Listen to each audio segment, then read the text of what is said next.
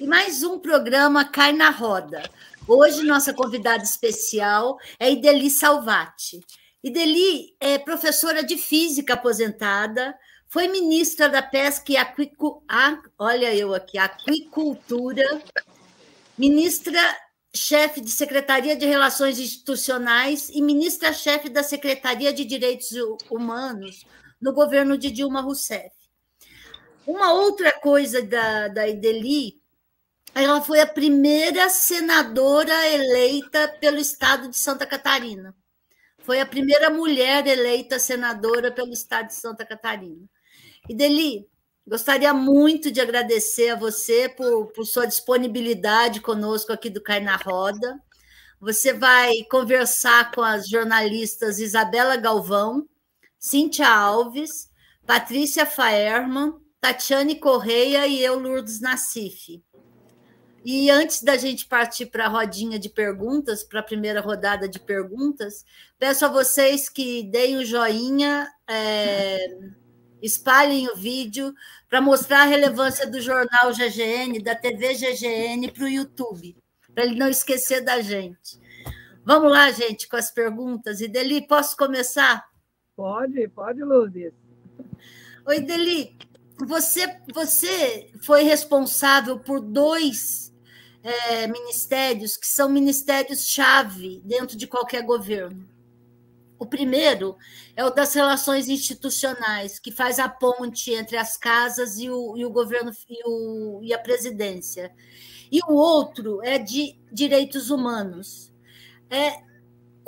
Eu vou fazer uma pergunta bem genérica e te dar liberdade para falar o que você quiser.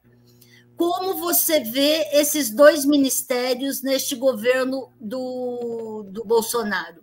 Porque um entregou tudo de mão beijada para o Centrão e a outra está contribuindo a todo vapor para detonar todas as políticas sociais, todas as conquistas sociais desse país. Como que você vê isso, Ideli?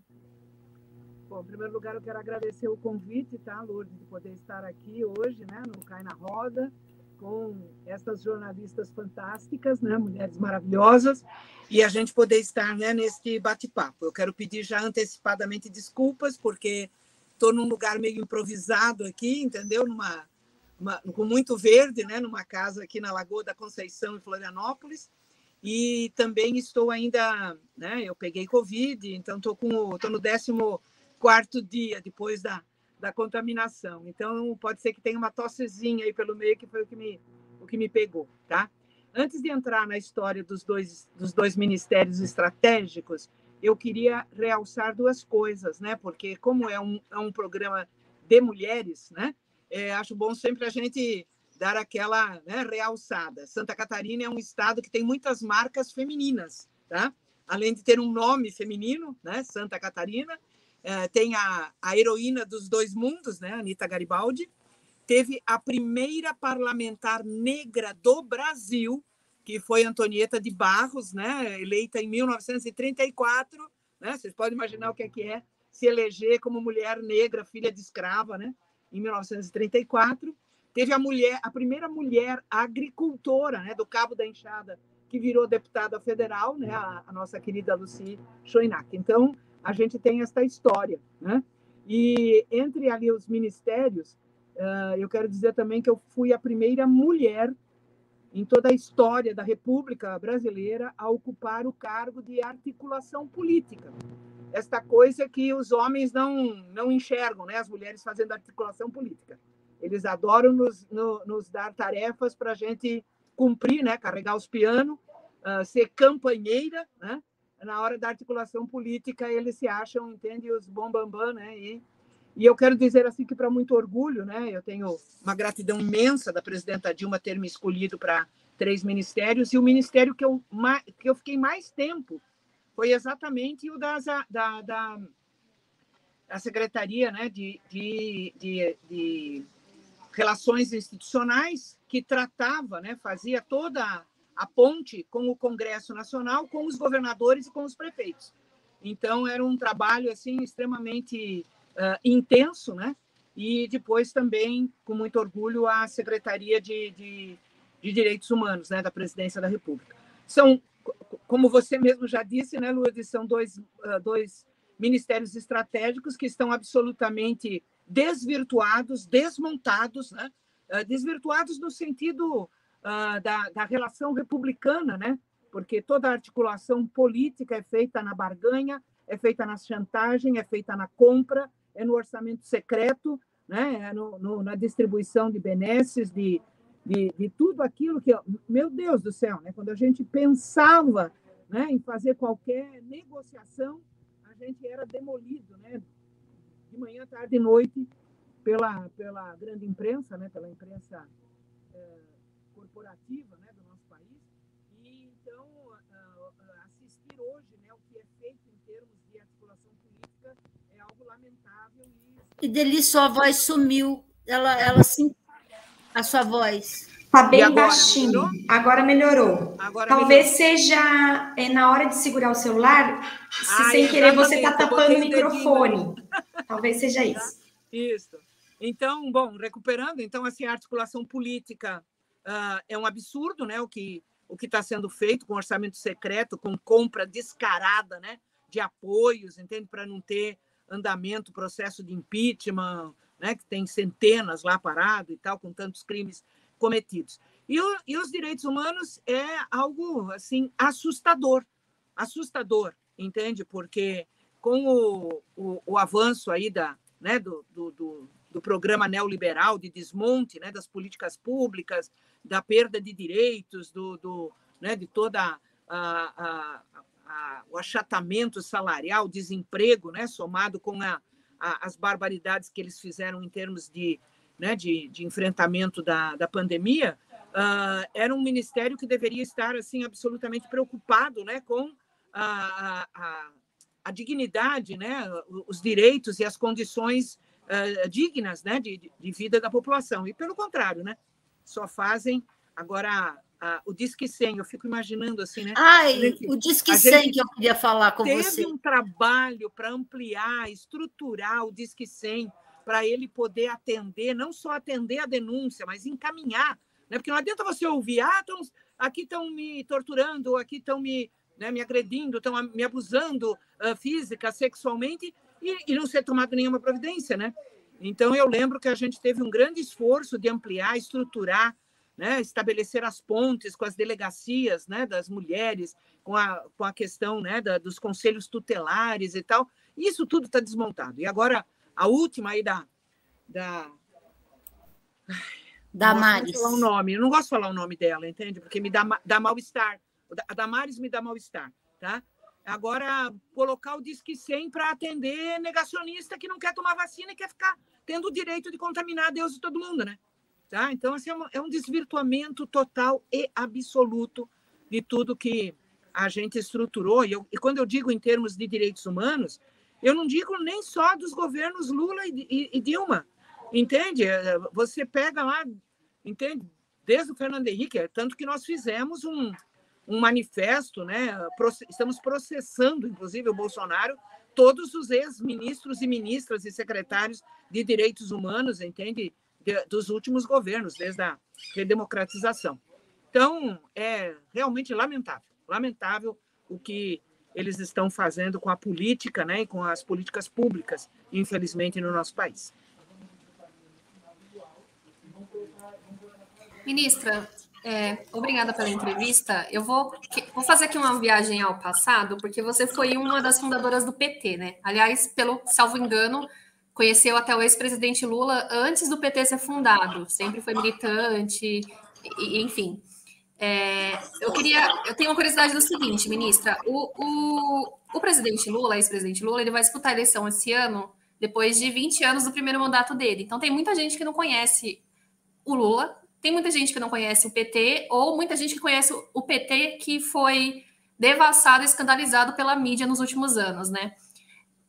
Eu queria saber da sua parte, assim, para quem não conhece, ou também para quem conhece e está vendo aí uma movimentação do Lula ampliando a frente, né, construindo alianças para conseguir disputar a eleição e governar a partir do ano que vem, a minha pergunta é, esse PT que vai disputar a eleição esse ano e este Lula que nós vamos ver disputar a eleição é muito diferente do PT e do Lula que você conheceu 40 anos atrás? Bom, Cíntia, você pegou bem, né? Eu conheço o Lula desde a época da movimentação, né, da oposição sindical, né, do conclate, entende? Eu estava no movimento sindical dos professores, né? E então eu participei e tive a oportunidade de conhecer, né, o Lula já neste período anterior ao PT. A outra questão que também para mim é uma, assim, eu acho que é um diferencial, né? Eu tive a oportunidade de conviver com o Lula e com a família, porque ele veio várias vezes, antes de ser presidente, né? Ele veio várias vezes passar alguns diazinhos de férias aqui em Floripa, né? Então, a gente teve a oportunidade de conviver, jogar baralho, né? Com a dona Marisa, ter fotografia do Lula lavando louça, entende? Essas coisas assim, né? Trocar, né? A convivência dos nossos filhos e tal. Então, foi também um período que eu acho que para mim é assim muito carinhoso, né, em termos da convivência e de conhecer o Lula não só como político, mas como pessoa, que é fantástico, tá? E obviamente tudo que vai precisar ser feito, e o próprio Lula tem dito isso, e ele tem deixado isso mesmo assim de forma muito clara, né? Não será um governo igual, entendeu? Se for para fazer igual, ele não quer, ele quer fazer mais, ele quer fazer melhor. Mudou muito, nós temos uma mudança significativa, né, nas condições sociais, econômicas, políticas no nosso país.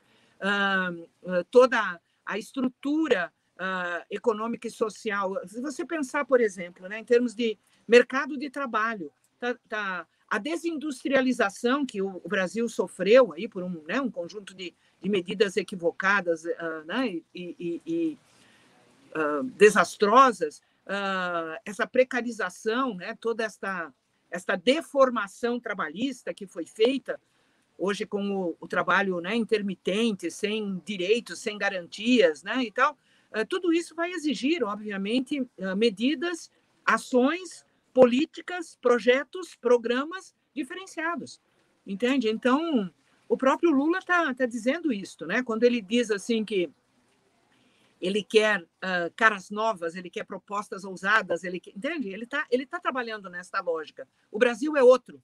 Então, quem está se propondo a governar para corrigir, né, os desmontes, né, as desestruturações todas, tem que estar com a mente muito aberta para poder ouvir muito, que é uma característica muito forte, né, inequívoca do Lula, ouvir muito, né, se assessorar muito bem, né, de cima a embaixo, para poder efetivar as transformações, né, que o Brasil precisa, e de recuperação de dignidade, né, da população.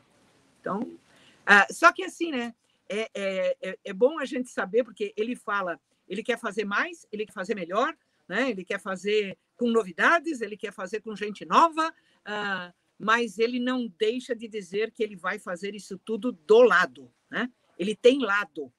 Um lado muito claro, né? É botar o pobre no orçamento, o rico no imposto de renda. Eu acho que isso é uma definição fácil das pessoas entenderem e que demonstra, né, de forma inequívoca a posição política que norteia, né, a vida política, sindical, né, de governo, de líder, inclusive mundial, do Luiz Inácio. Eu queria aproveitar, então, as duas primeiras perguntas, que eu acho que tem relação com a minha dúvida. E Deli, pautas identitárias é um tema aí muito que está sendo debatido, discutido, não existe um consenso, pelo que a gente vê, né, dentro dos partidos, principalmente dentro do PT, relacionado a trazer as pautas identitárias no centro das campanhas eleitorais este ano, né? Inclusive, a gente sabe que as políticas são nesse sentido, mas não necessariamente o centro, né? Não necessariamente o foco, e algumas vezes parece até um pouco um agregado e não, enfim, e não o objetivo central. O que eu queria saber é, trazendo todo esse conhecimento, toda essa experiência que você tem, como que você enxerga a necessidade, né, de trazer essas pautas identitárias, não somente do papel da mulher, né, mas também comunidade negra, LGBT, né, inclusive amanhã é o Dia Nacional da Visibilidade Trans no Brasil, né, enfim, como trazer todos esses temas para a campanha do PT e do Lula. É um tema, eu acho, um pouco delicado, porque, inclusive, nas entrevistas que a gente já viu do Lula, inclusive a última dada aí para os meios jornais independentes, né? Quando foi perguntado, por exemplo, sobre se ele gostaria, né, e se ele se comprometeria a colocar paridade de gênero nos ministérios, ou seja, metade mulheres, metade homens, ele disse que ia ser um foco de políticas, com certeza, mas ele não conseguiu se comprometer 100% com isso, né? E a gente vê, por exemplo, vizinhos nossos, né, como o Chile, aí trazendo mais da metade de ministros mulheres, enfim. Todos esses temas eu gostaria que você trouxesse um pouquinho aí do seu conhecimento e sobre o que você acha que tem que ser da campanha do PT esse ano. Bom, Patrícia, em primeiro lugar, né, é processo, né? Entende? É processo, né? O que o Chile né? O Chile, Bolívia e tal, é processo intenso de mobilização, né? Inclusive de ocupação de espaço político, tá?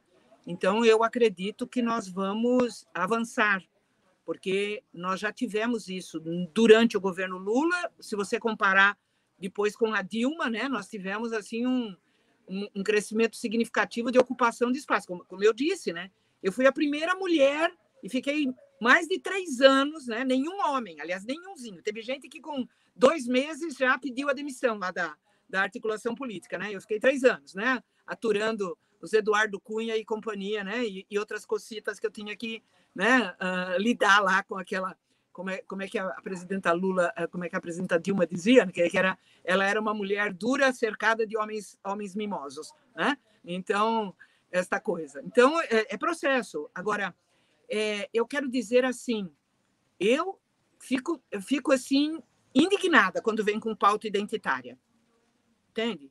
Identitária é o cacete, né? Porque um país que tem um racismo estrutural, a maior população escrava do planeta, né?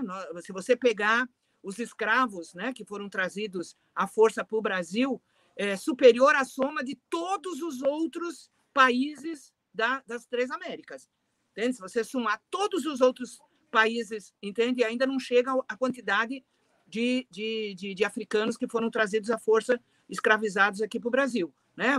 Fomos, né, a última abolição, né, em tese, da escravidão, né? Então, você querer dizer que a questão racial é identitária, me poupe. Como também querer dizer que a questão, né, das mulheres é identitária, também me poupe, né? E a LGBT também me poupe, porque está tudo conectado. São facetas da dominação, do poder, do exercício do poder de alguns sobre outros e sobre, né, grandes maiorias. Não são minorias, são grandes maiorias, tá? Então, por exemplo, vamos pegar um exemplozinho bem assim concretinho, né? Gente, a polêmica da distribuição do absorvente. Por que não podia? Entende? Por que toda a polêmica? Por que vetou? Certo, gente? Então, assim, são as coisas mais elementares. E pergunte para qualquer mulher, se não puder ter um absorvente, como é que ela se vira, entende? 3, 4 dias do mês para ela poder, entende, ir para a escola, para ela poder ir trabalhar, para ela poder se movimentar. Então, assim, sabe, não tem.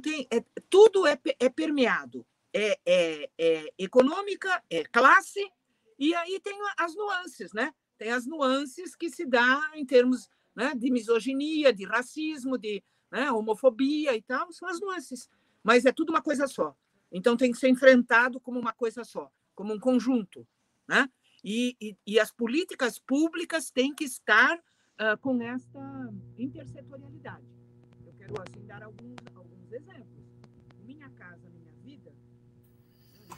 Deli, o dedinho no de novo, microfone. Tá, isso. O Minha Casa Minha Vida, por exemplo, né, que foi um programa, um dos maiores programas habitacionais do planeta, mais de 4 milhões de moradias, foi pensado, entende, para atender uma necessidade, um direito, né, que é a questão da moradia, essa que está passando aqui atrás da minha filha, que veio pegar o cigarro, mas teve questões voltadas, por exemplo, na primeira faixa, até 3 salários mínimos, a titularidade era da mulher. Por quê?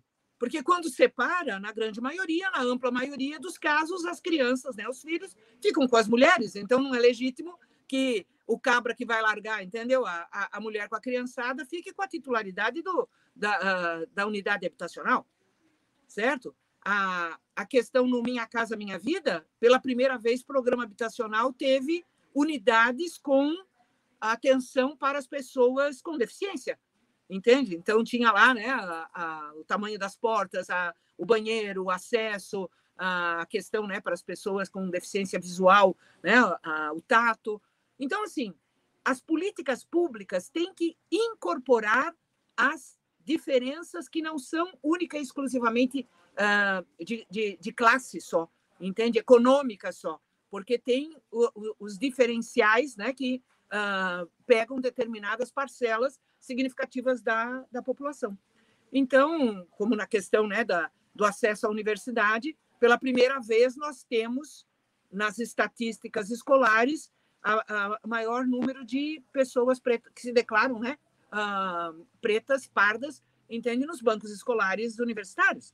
Isso tudo foi fruto da política, né, adotada, das cotas, né, e tal. Então, eu não consigo nunca vislumbrar que você faça uma política única e exclusivamente voltada na pauta econômica, na pauta de garantia de inclusão social. A inclusão social tem que abordar todos os diferentes e todas as formas de exclusão, de preconceito, né, e de, digamos assim, né, diferenciação econômica, política e social de segmentos que são, volto a dizer, não tem nada de minoria, né? São majoritários.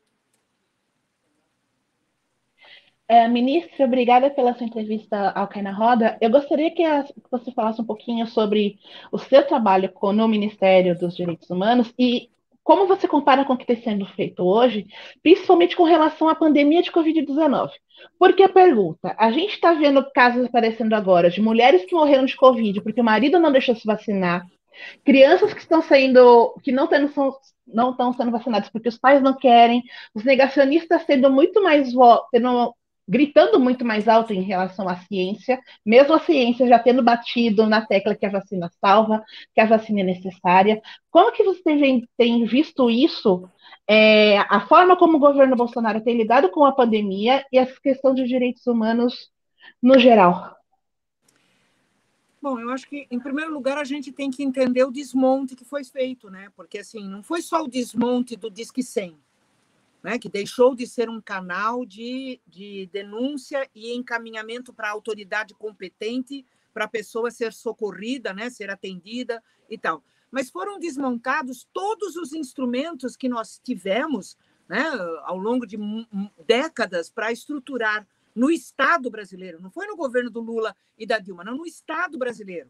Como o Conselho Nacional de Direitos Humanos, o Conselho, né, da Criança e Adolescente, das Pessoas com Deficiência LGBT, entende? A Comissão de Combate à Tortura, a Comissão de Mortos e Desaparecidos, ou seja, tudo isso foi desestruturado, foi tirado o caráter, né, consultivo, a representação das entidades, entende? Das pessoas que militam, né, atuam nos diversos temas. Então, nós tivemos um total desmonte, desestruturação para hoje a gente estar submetido, né, a esta situação tão horrorosa, né, que a gente está. Então, e é por isso que você... Até assim, ó, deixa eu dizer, parece que eles escolhem a dedo, né? Vamos ter uma pessoa à frente dos direitos humanos. Quem é que é mais contra os direitos humanos? Então, eles pinçam e põem lá. Fundação Palmares, quem é mais contra o movimento, né, negro no país, aí eles pegam aquela desgraceira, né, e botam lá na Fundação Palmares, como foi na questão do meio ambiente, né? Um cara que está processado por fazer maracutaia em termos de meio ambiente no estado de São Paulo, vira ministro, né? Saiu processado e agora assumiu a bandeira, né? Que aprenderam aquela coisa. Então, assim, se você pega o ministério, eles escolhem o que é que tem de pior, eles escolhem para pior que eu digo assim, não é só na questão da não, que é contrário à linha consolidada do tema ao longo de décadas. Entende? Porque o que foi feito em termos de meio ambiente no Brasil foi um acúmulo de diversos governos. Não foi só Lula e Dilma, entendeu? Direitos humanos, a mesma coisa. Então, parece que, né, eles vão escolher lá. E no caso aí da pandemia, é um absurdo, né, gente? Porque, assim, indiscutivelmente, a pandemia tem classe, tem gênero, tem raça, tem idade, tem geracional. Entende? Se você pegar as consequências da pandemia, ela é muito diferenciada por local, por situação econômica, por gênero. Por exemplo, ficou claríssimo que as mulheres e as crianças, adolescentes, foi ampliada a violência durante a pandemia e o abuso sexual durante a pandemia. Por quê? Pelo simples fato de ficar em casa, que é onde é o local, infelizmente, né, onde mais ocorre violência e abuso sexual. E aí, quem é que está cuidando disso?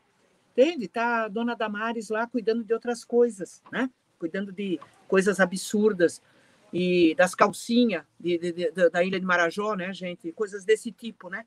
Então, eu acho que esta situação que se agravou, né, profundamente aí de todas as condições, também se agravou por conta desses escolhidos e dessas escolhidas, né, para estar à frente do desmonte das políticas e da estrutura, né, do aparelho de Estado para... e digo mais, né, você, para fazer, leva tempo, é custoso, entende? Para destruir, é uma canetada, às vezes, né? É uma canetada. Tá lá. Então é isso, a vida. Vida dura.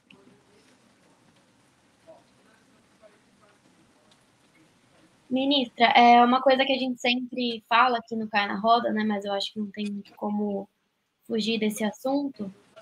Hoje teve a questão da anulação do processo, do arquivamento, na verdade, do processo do triplex do Lula, né? Da Justiça. Eu queria saber sobre a opinião da senhora sobre a candidatura do Sérgio Moro.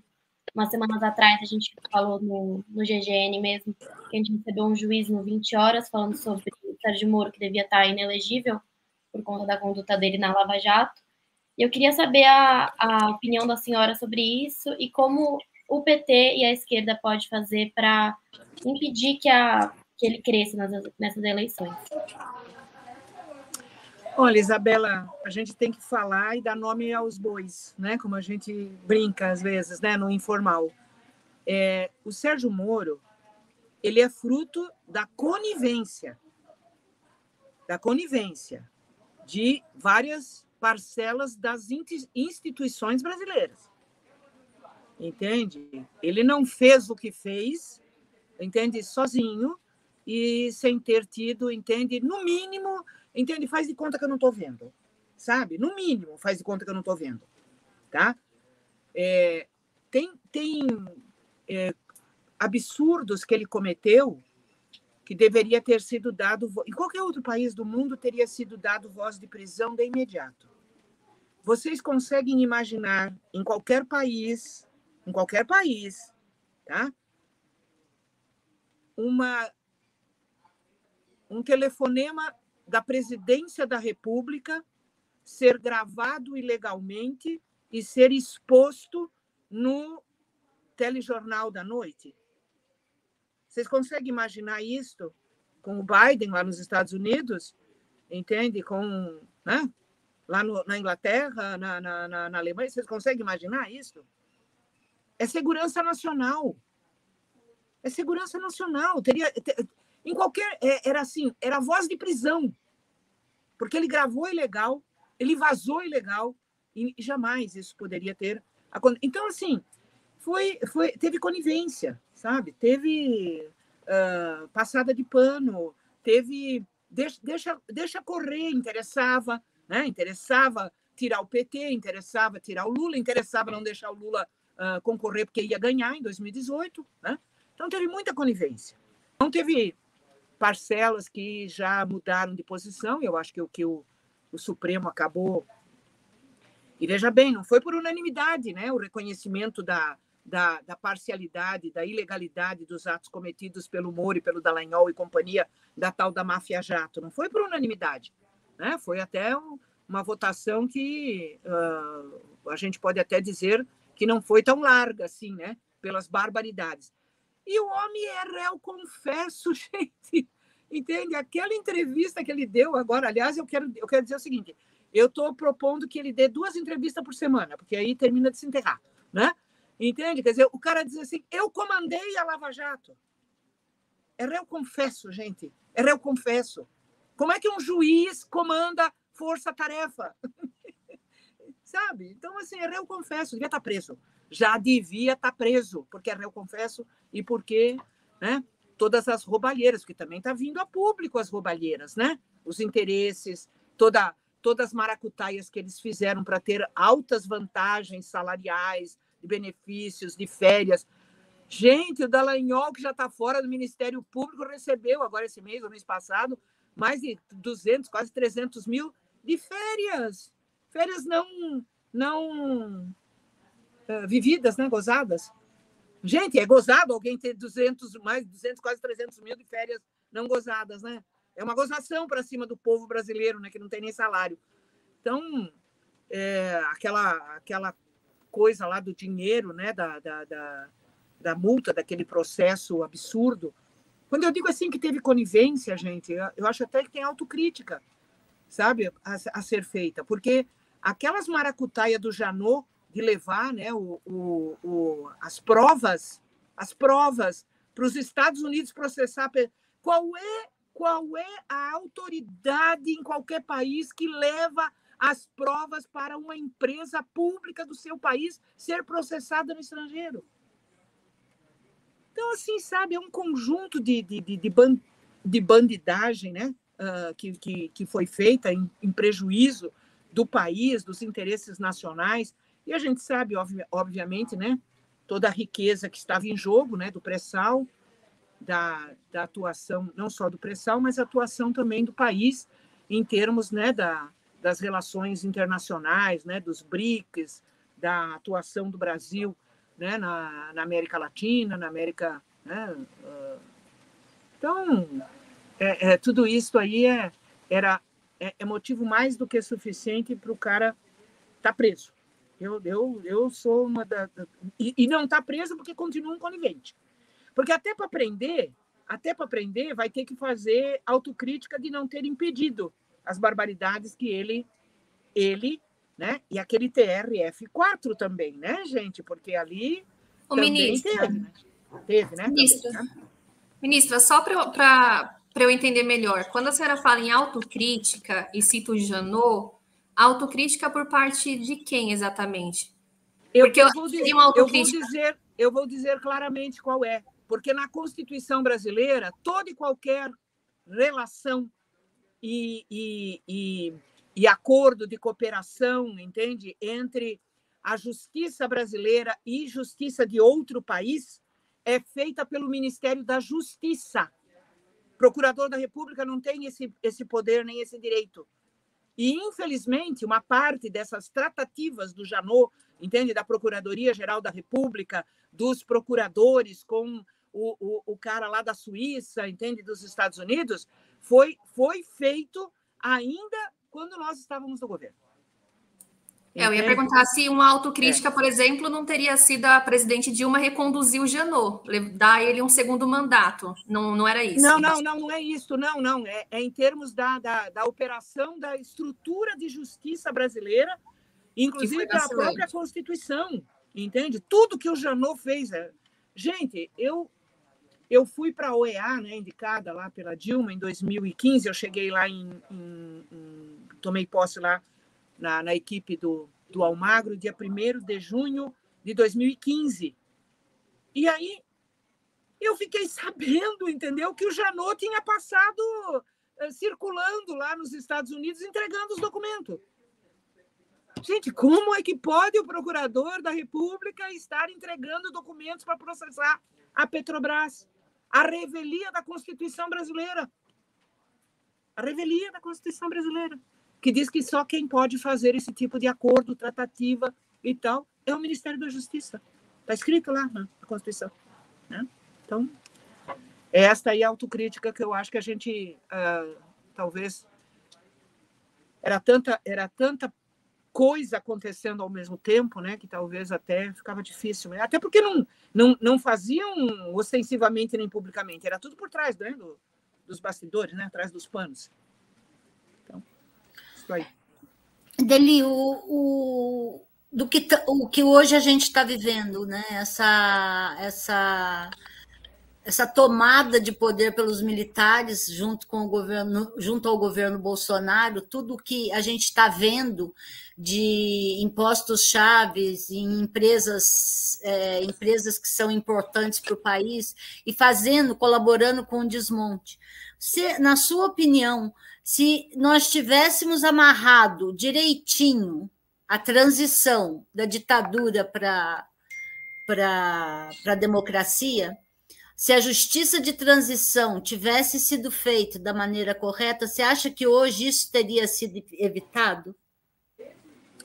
Olha, Lourdes, nós temos alguma, digamos assim, né? Quando eu digo nós temos, eu não estou dizendo isto o PT, né? Mas acho que é a sociedade brasileira, esta coisa deixa para lá, entendeu? Faz, né? Porque foi, né? Na realidade, a dita democratização foi um grande, né? Em vários aspectos, um grande acordão por cima, né? Para deixar tudo... Gente, é um absurdo você imaginar anistia para torturador. Tortura é crime imprescritível, entende? Não tem nada que anistie uma tortura, ainda mais se é uma tortura de Estado, né? Do aparelho de Estado, que ficou absolutamente comprovada, né? Que as pessoas morreram, foram torturadas e tal, em dependências do Estado, sob o comando de autoridades do Estado brasileiro, né?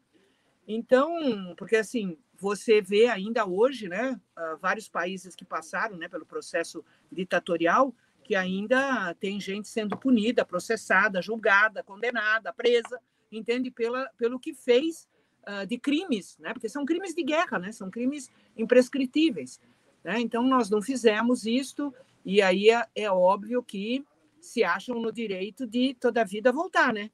E aí teve esta oportunidade, tem gente que né, discorre, eu não tenho este conhecimento tão profundo assim, entende? Mas tem gente que coloca de forma muito clara que foi gestado, né?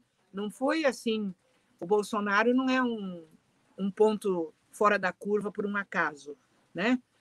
E basta você pegar, né, a radiografia desta quantidade. Nós podemos dizer hoje, pela quantidade, pelos postos chaves e tal, que nós temos um governo militarizado, né? É um governo militarizado, né? Sob vários aspectos. E, inclusive, militarizado numa ótica que é de profundo demérito às Forças Armadas brasileiras.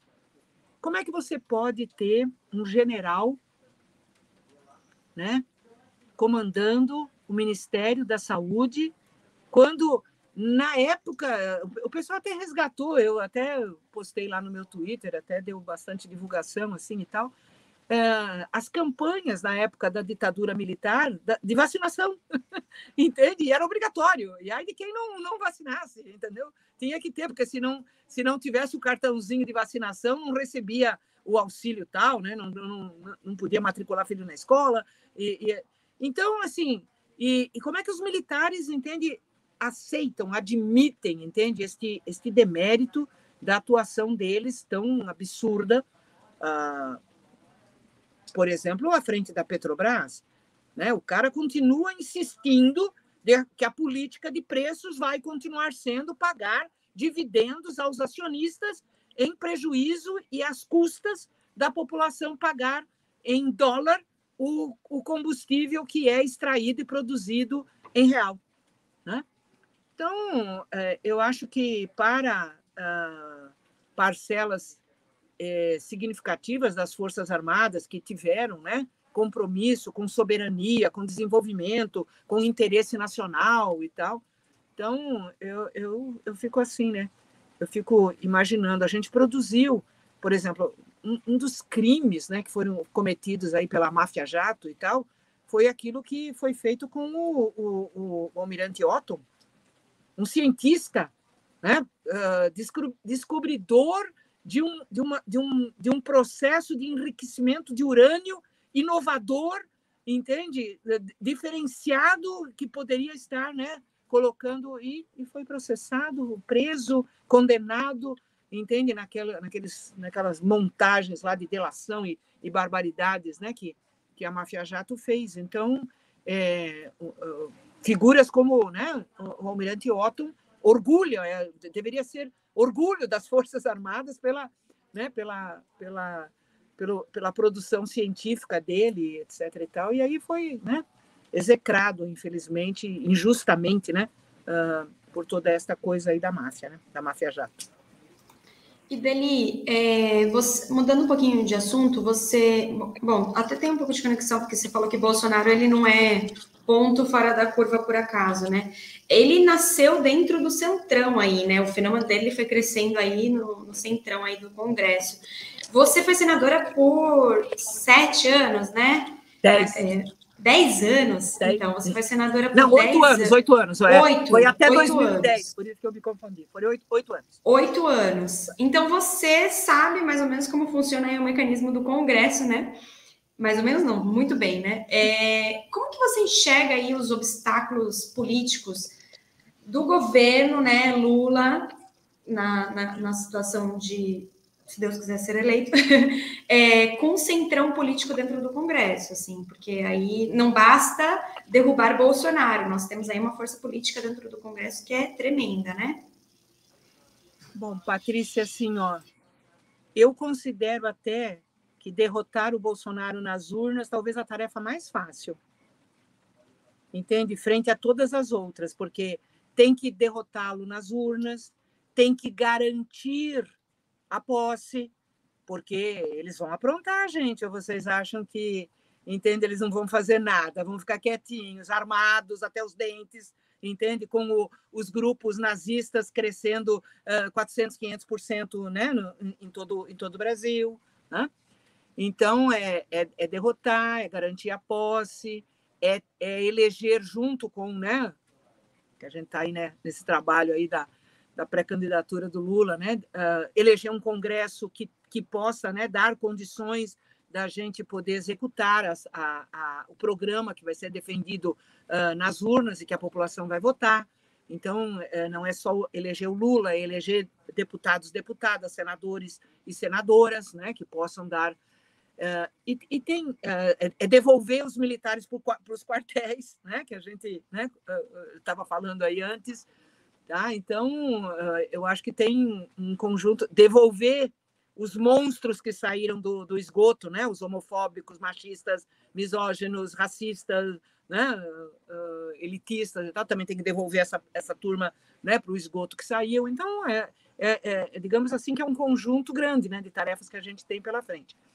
Agora, tem uma coisa que é importante a gente debater, e eu fiquei muito animada com o debate da federação, apesar de eu ter clareza de que é muito pouco tempo, é uma novidade, entende? Tem muitas dificuldades, porque, inclusive, ela é não só para essa eleição, também para a eleição municipal de 24 e tal. Mas por que eu me animei com a federação?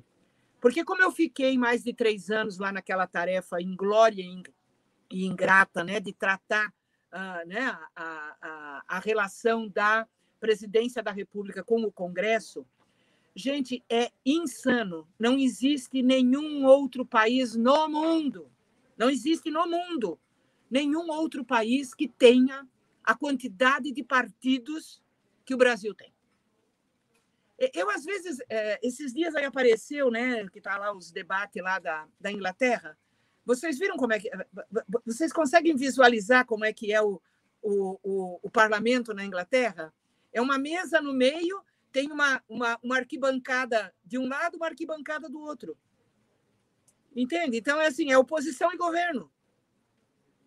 Não tem. Então, assim, lá nos Estados Unidos é republicano e democratas, entende? Tem um ou outro partido, mas, assim, toda a negociação, toda a política é feita com um número pequeno de partidos. Até porque a gente não tem 34, 35 ideologias para ter partidos representando essas ideologias. Não, uma boa parte é balcão de negócio, é para fazer chantagem, é para poder vender, né, legenda, é para vender tempo de televisão, para vender, né, benefícios aí no fundo partidário. Então, nós temos que reduzir o número de partidos no Brasil. É inimaginável, gente, negociar, atuar, trabalhar na relação com o Congresso, porque é o seguinte, quanto mais fragmenta, tudo fica muito mais difícil. E quando a gente fala difícil, a gente tem que falar na real, fica mais caro. Entende? Fica mais caro. Né? O grau da chantagem é muito maior. Então, para o bem da democracia brasileira, nós temos que fazer a reforma político-partidária, entende? Tem que reduzir o número de partidos, tem que ter, entende, medidas, e por isso que eu enxerguei na federação uma possibilidade de caminhar nesta direção. Tá? A outra coisa que é gravíssima, gente, é gravíssima, é a apropriação do orçamento brasileiro. Nós temos duas grandes bocas comendo o orçamento público do Brasil. A primeira é a banca, é os juros da dívida, entende? Que leva mais da metade do orçamento e não tem teto de gastos para eles. Tem teto de gastos, entende? Para a saúde, para a educação, para a infraestrutura, né? Para políticas públicas, habitacionais, e tal.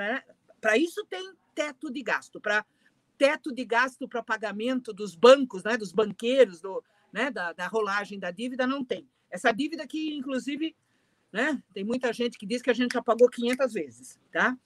E a outra boca é a apropriação do orçamento brasileiro, que foi uma evolução, e eu estava ali, a gente não conseguiu evitar, que o orçamento foi sendo apropriado pelo Congresso. Então, das emendas parlamentares viraram emendas impositivas, depois individuais, impositivas de comissões, impositiva de não sei mais quê, e agora virou ainda o orçamento secreto. Né? Então, hoje, você se elege com uma proposta defendida, a população vota para ter um governo para fazer A, B, C e D, tá?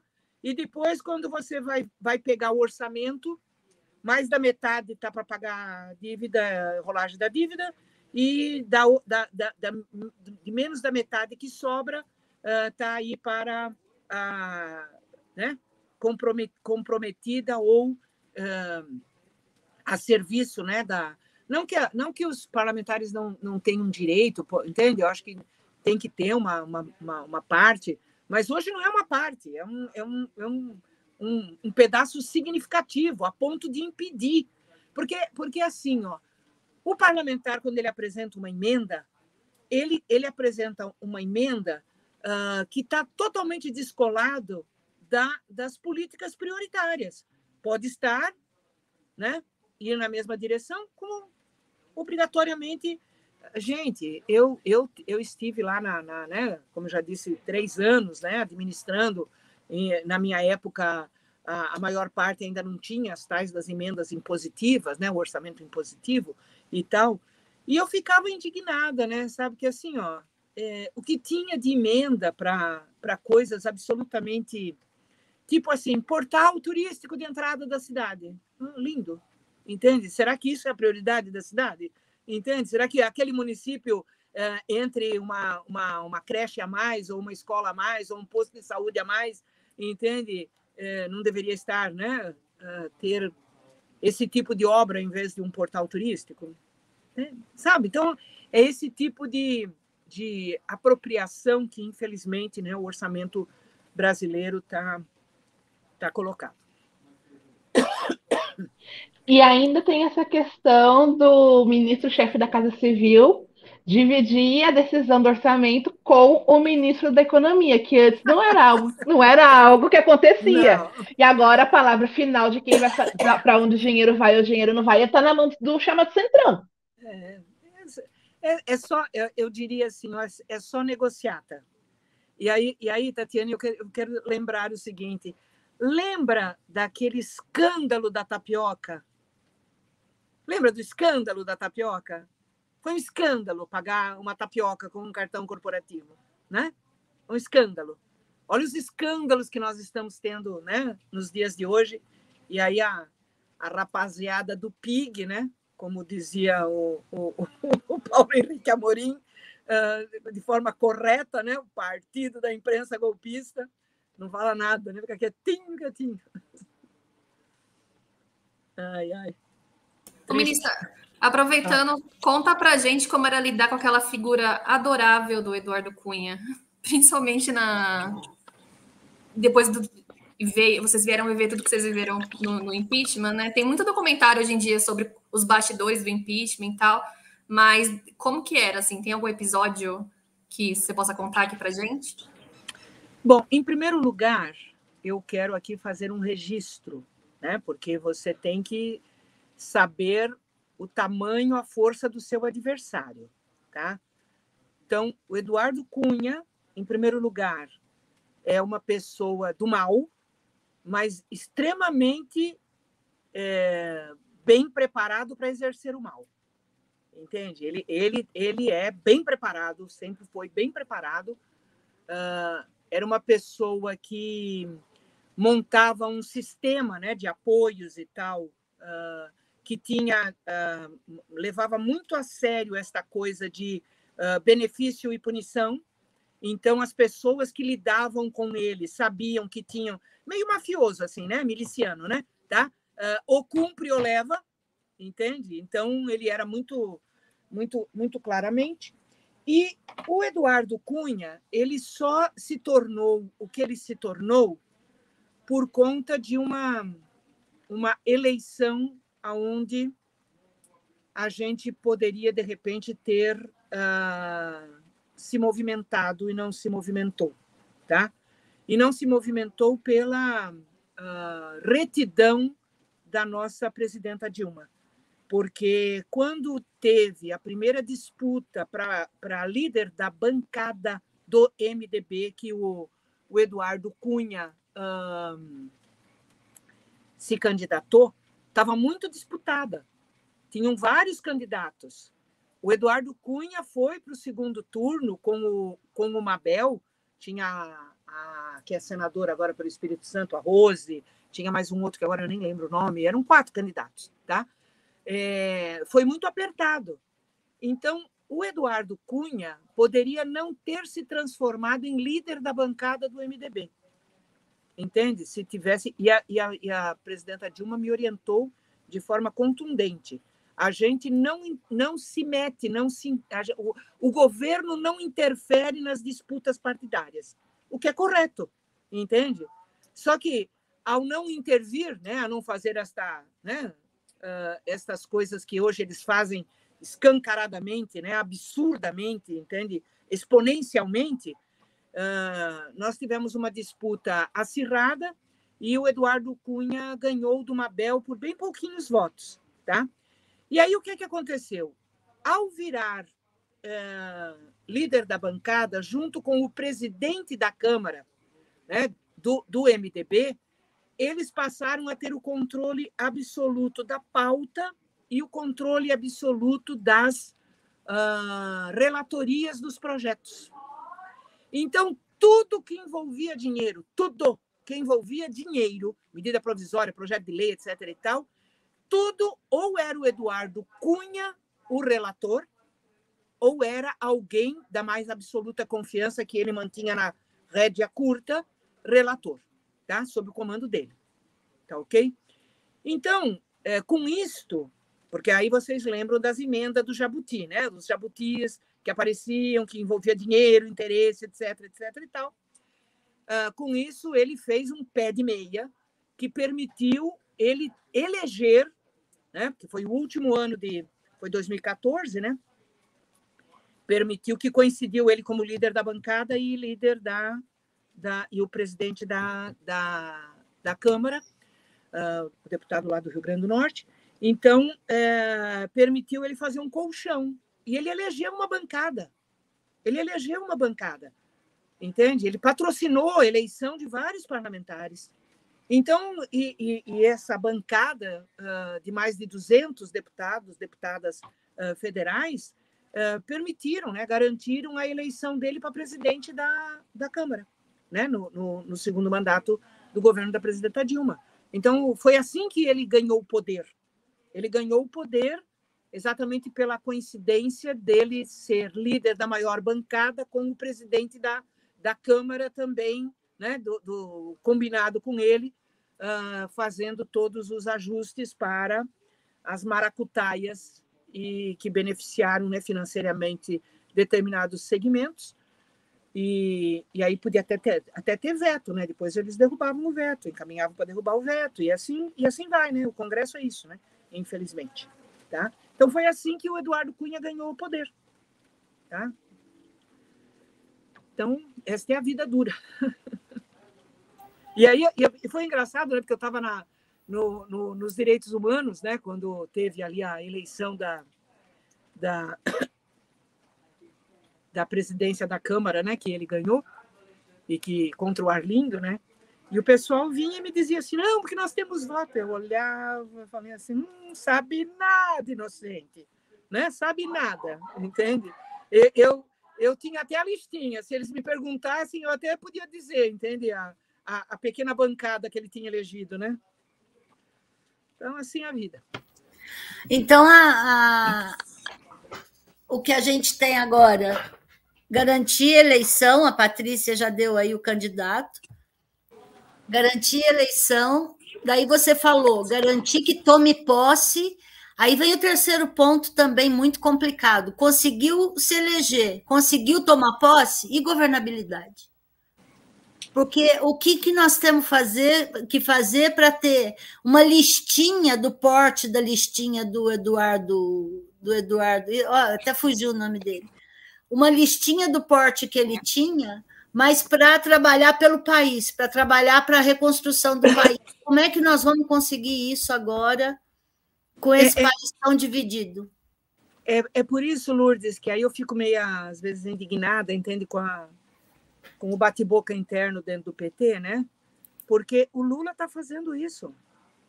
Ou você acha que ele gosta de conversar com quem falou tão bem dele em épocas passadas? Entende? Não, é que o Lula sabe muito bem o que vai ser necessário, o tamanho da encrenca que nós vamos ter para desmontar todas as bandidagens, barbaridade que fizeram, entende? O quanto que vai ser necessário, entende, ter apoio, o quanto que vai ser necessário, entende, esta governabilidade. O Lula não está só preocupado, porque ele já disse, eu não preciso ganhar eleição se não for para fazer mais e melhor. E como ele sabe como é que tem que acontecer as coisas, o que precisa, o que é necessário, entende, para poder fazer mais e melhor, é que ele está conversando, que ele está montando, entende? Ele está montando a governabilidade, ele está trabalhando pela governabilidade, né? Então, eu acho que as pessoas têm que ter... Porque, às vezes, eu fico escutando certos petistas falando, né? Parece que tem gente que está à beira da revolução social, né? E nós estamos numa situação que se a gente não entender o caráter deste processo eleitoral, entende, de retomada do Estado de Direito, retomada do papel constitucional das instituições, as pessoas, se não se atentarem a isso, podem não estar dando o apoio que o Lula necessita, né, para a gente poder tocar as coisas. Bom, nós temos até outubro para todo mundo acordar. Isso, espero. Eu queria perguntar, só pegando fazer uma emenda aí, você não acha que as críticas, estamos falando aqui da chapa Lula-Alckmin, né? Críticas do PT, dentro do PT, de gente que ainda não digeriu essa chapa que está para nascer aí, não seriam aplacadas essas críticas se o Alckmin não viesse a público fazer um meia-culpa, fazer uma inflexão assim mais ao centro-esquerda? Porque o Lula está fazendo esse movimento para o centro-direita. Ele já disse que ele precisa fazer alianças para além do PT, né, para conseguir toda essa governabilidade. E o Alckmin não se pronunciou ainda. O PT está cobrando isso ou está discutindo essa cobrança internamente, ministra? Vocês esperam que o Alckmin faça isso ou também não é necessário? Às vezes as pessoas com gestos dizem mais do que se falarem. Até porque falar, às vezes, é muito mais fácil do que fazer, né? Eu fiquei bastante impressionada, entende? Quando o Alckmin diz que vai acompanhar o Haddad pelas agendas no interior. Isso não é melhor do que uma... Eu, pecador, me confesso. Entende? Isso é a força do ódio, ministra. A força do ódio. Ele odeia o Dória. Aí o gesto. Mas deixa eu lhe dizer uma coisa, meu amor. Quando eu me elegi senadora em 2002, tá? Eu vou contar um episódio aqui, entendeu? Teve uma briga grande, né, dentro do partido da direita aqui, porque o Jorge Bornhausen queria impor a todo e qualquer preço o filho como candidato, né? Ele já era senador e queria que o filho também fosse, né? Aí 2 Bornhausen lá nas 3 cadeiras do Senado de Santa Catarina. E a briga foi feia, foi assim, horrorosa, entendeu? De voar cadeira. E um dos prejudicados foi o Paulo Bauer, tá? Que era candidato, teve que ser retirado, ele teve que, assim, em 2 meses virar candidato a deputado federal para não sair do cenário. E aí é o seguinte, o Paulo Bauer foi um dos meus maiores cabos eleitorais, entende? Para senadora, porque ele dizia alto e bom som, eu me vingo, a minha vingança é a Ideli virar senador e o Paulinho Bornhausen não. Então, a política é isso, entende? A política também é você trabalhar, entende? Com a divisão... Na força do ódio. E com a divisão dos outros, gente, entendeu? É isso. Ai, ai. Ideli... Chegamos aqui ao nosso momento de despedida, demos o nosso horário. Gostaria muito de agradecer a sua presença aqui no Cai na Roda. A conversa foi muito boa. Queria mais um pouquinho, mas demos nosso tempo. Agora que estava começando a esquentar, a gente ia chegar a aumentar o tempo desse programa, gente. Está ficando muito pouco esse negócio. Vamos ter que aumentar. A hora que a gente começou a contar os detalhes sórdidos, né? Assim. Mas fica aqui o convite do Cai na Roda.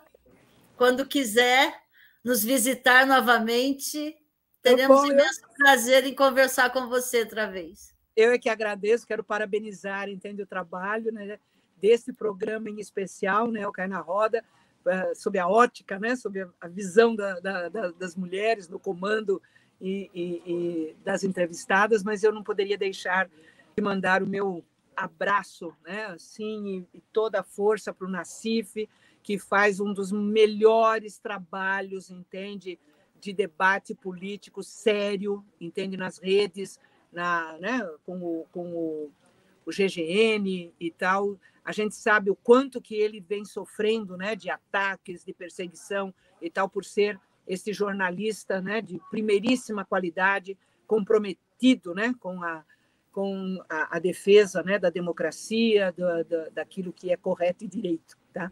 Então, aí eu não poderia deixar de mandar, né, o meu... A gente passa o recado para ele. Tá? Obrigada, Ideli, foi ótimo. Muito obrigada. Muito obrigada pela entrevista, Ideli. Obrigada, ministra. Tchau, Ideli. Tchau, meninas.